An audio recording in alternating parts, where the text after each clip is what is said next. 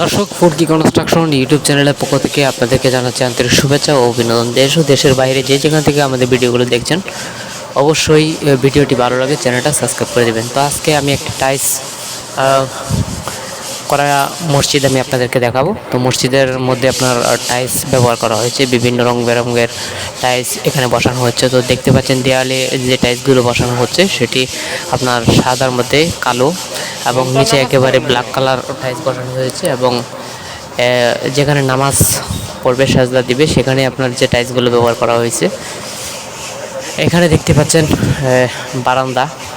বারান্দাও কিন্তু একই টাইলস ব্যবহার করা হয়েছে। তো এখানে অনেক চমৎকারভাবে কারুকাজগুলো করা হয়েছে এবং মসজিদের অনেক সুন্দর ডিজাইন করা হয়েছে।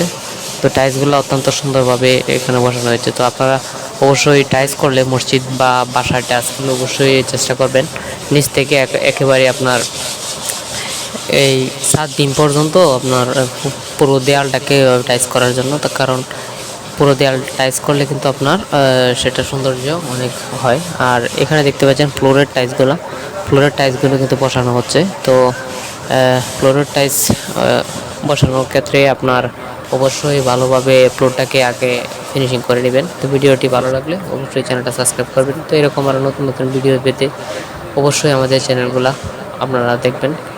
আর মসজিদের ডিজাইনটা অত্যন্ত সুন্দর। ভালো থাকবেন।